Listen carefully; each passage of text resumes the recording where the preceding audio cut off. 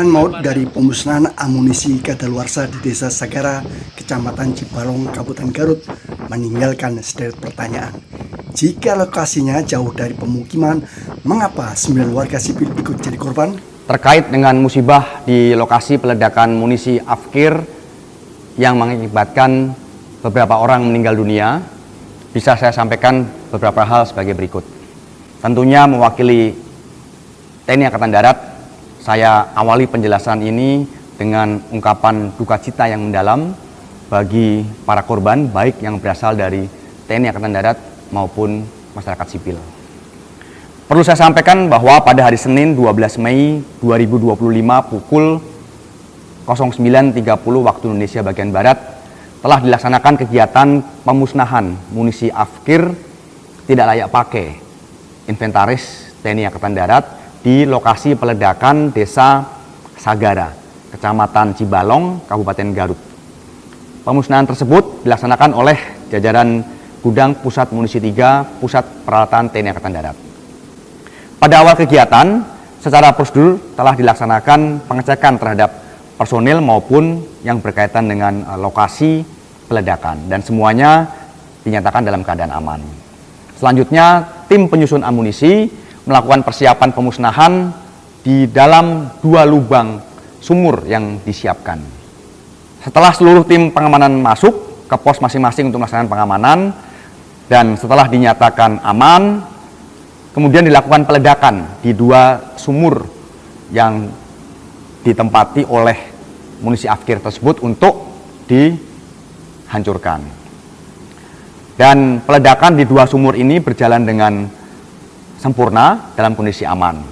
Sedangkan di luar 2 sumur ini disiapkan 1 lubang yang peruntukannya adalah untuk menghancurkan detonator yang selesai digunakan dalam penghancuran 2 sumur sebelumnya, termasuk sisa detonator yang ada berkaitan dengan munisi Afkir tersebut.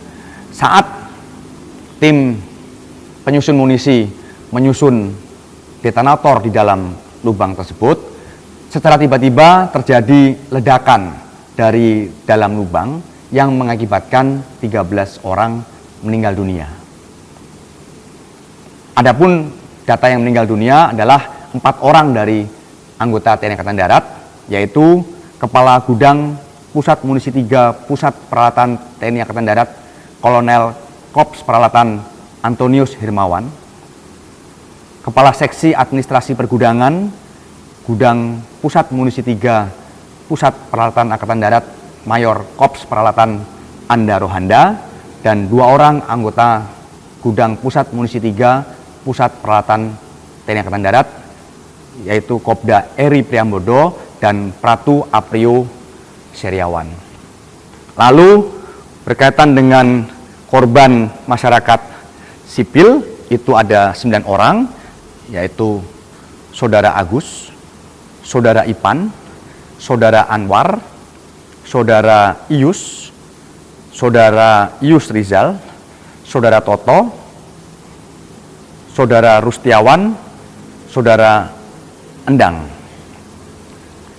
Saat ini lokasi masih disterilkan oleh petugas karena dikhawatirkan masih ada beberapa bahan yang berbahaya atau perlu diamankan.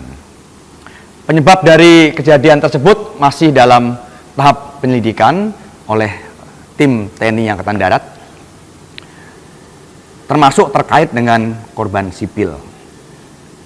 Karena perlu kami sampaikan juga pada kesempatan ini bahwa lahan yang digunakan untuk penghancuran munisi Afkir tersebut adalah lahan milik BKSDA Kabupaten Garut yang sudah rutin digunakan untuk memusnahkan munisi Afkir dan lokasinya jauh dari pemukiman warga.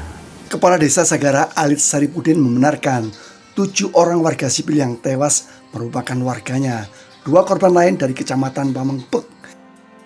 9 korban adalah pekerja yang dilibatkan dalam proses peledakan bahan peledak. Adapun Warga yang menonton dari jauh tidak ada yang menjadi korban. Kini, keluarga korban mengajukan 3 tuntutan kepada pemerintah. Pertama, pemindahan lokasi ledakan. Kedua, pemerintah harus bertanggung jawab terhadap jaminan hidup keluarga korban. Sementara itu, anggota Komisi 1 DPR RI, TB Hasanuddin mengatakan prosedur pemusnahan amunisi harus dievaluasi imbas peristiwa ledakan maut saat pemusnahan amunisi di Garut.